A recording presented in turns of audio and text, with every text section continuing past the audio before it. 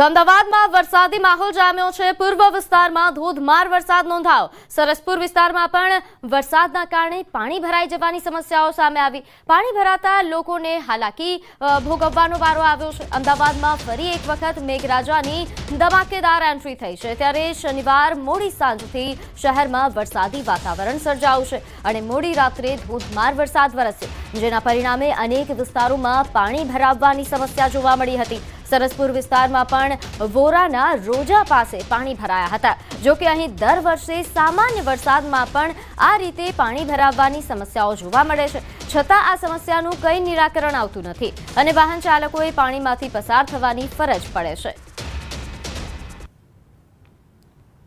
તો ફરી એકવાર અમદાવાદમાં વરસાદી માહોલ જામ્યો છે। પૂર્વ વિસ્તારમાં ખાસ ધોધમાર વરસાદ વરસી રહ્યો છે, જેને લઈને વધુ વિગત સાથે આપણી સાથે સંવાદદાતા ઋત્વિજ લાઈવ જોડાઈ ગયા છે। ઋત્વિજ, ફરી એકવાર થોડા વિરામ બાદ અમદાવાદમાં મેઘરાજા ધબધબાટી બોલાવી રહ્યા છે। કયા વિસ્તારોમાં આજે વરસાદ નોંધાયો અને સાથે કયા સમસ્યાઓ ક્યાં ક્યાં સામે આવી છે?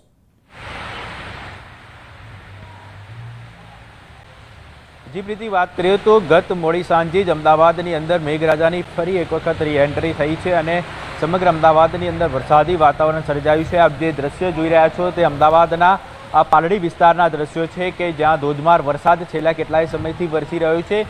ખાસ કરીને વાત કરીએ તો સરખેજ, નારોલ, પાલડી, અંજલી 4 રસ્તા, ધરણીધર દેરાસર, આ જે આસપાસનો વિસ્તાર છે, આ તમામ વિસ્તારોની અંદર હાલ ધોધમાર વરસાદ વરસી રહ્યો છે અને આપ જોઈ શકો છો દ્રશ્યની અંદર અહીં કાળા ડિબાંગ વાદળો પણ જોવા મળી રહ્યા છે, એટલે ધોધમાર વરસાદ વરસે તેવી શક્યતા રહેલી છે, કારણ કે ચારે તરફ આ જ પ્રકારનું હાલ વાતાવરણ સર્જાયેલું જોવા મળી રહ્યું છે।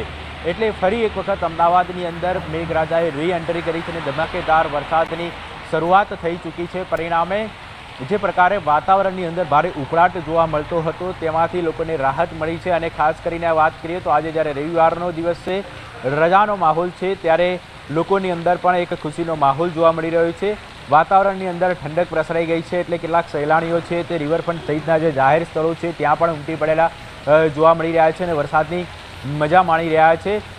મહત્વની બાબત તો એ છે કે હવામાન વિભાગ દ્વારા પણ ખાસ આગાહી કરવામાં આવી છે કે ગુજરાતના અનેક જિલ્લાઓ છે કે જ્યાં ભારેથી અતિ ભારે વરસાદ વરસી શકે છે અને એ જ પ્રમાણે અમદાવાદની અંદર ગત મોડી સાંજથી આ પ્રકારનું વાતાવરણ જોવા મળી રહ્યું છે અને ગત મોડી સાંજે જ અમદાવાદની અંદર જે છૂટો છવાયો વરસાદ તો ક્યાંક ધોધમાર વરસાદ જોવા મળી રહ્યો છે।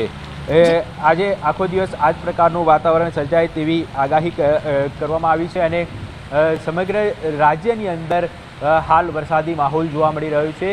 કેટલીક જગ્યાએ ધોધમાર વરસાદ તો ક્યાંક છૂટો છવાયો વરસાદ જોવા મળી રહ્યો છે। બિલકુલ ઋત્વિજ, આભાર માહિતી આપવા બદલ। તો અમદાવાદના પાલડી, દાણી લીમડા, નારોલ, સરખેજ સહિતના વિસ્તારમાં ધોધમાર વરસાદ નોંધાયો છે। ખાસ કરીને પૂર્વ વિસ્તારમાં ધોધમાર વરસાદ નોંધાયો, જેના કારણે પાણી ભરાઈ જવાની સમસ્યાઓ પણ સામે આવી રહી છે અને લોકો હાલાકી ભોગવી રહ્યા છે। એવું લાગે કે પાણીની અંદર ગાડી પણ બંધ થઈ શકે છે, એટલે જે નાની ગાડી હોય એ અંદર ના લાવે તો સારું। અને અહીંયા ગાડી દર વર્ષે આ પ્રોબ્લેમ રહી છે કોઈને રજૂઆત કરી છે અહીંયા? રજૂઆત તો હવે આપણે મ્યુનિસિપાલિટી તંત્ર છે, બરાબર, એમનો બી અહીંયા રોજનો રાહદારીનો રસ્તો છે, એ ખુદ જાણે છે કે અહીંયા કેવી પરિસ્થિતિ થાય છે। વરસાદમાં પાણી બહુ ભરાય છે અહીંયા, બરાબર, અને અહીંયા ટ્રાફિકની પણ સમસ્યા બહુ છે। સામાન્ય વરસાદ થાય તો પણ અહીંયા પાણી ભરાઈ જાય છે અને અહીંયા પાણીનો કોઈ નિકાલ કરવામાં આવતો નથી। તંત્ર સામે એક જ માંગ છે કે ભાઈ રોડ સુધારો અને પાણીનો આ રસ્તો કરો। અમદાવાદમાં શનિવારે મોડી સાંજ બાદ મેઘરાજાની ધમાકેદાર એન્ટ્રી જોવા મળી છે અને લગભગ આખી રાત ધોધમાર વરસાદ વરસ્યો હતો। પરિણામે અનેક એવા વિસ્તારો હતા કે જ્યાં પાણી ભરાવાની સમસ્યા જોવા મળી હતી। આપ જે દ્રશ્ય જોઈ રહ્યા છો તે અમદાવાદના જે સરસપુર વિસ્તારના આ દ્રશ્યો છે, જ્યાં આપ જોઈ શકો છો કયા પ્રકારની પરિસ્થિતિ સર્જાઈ છે।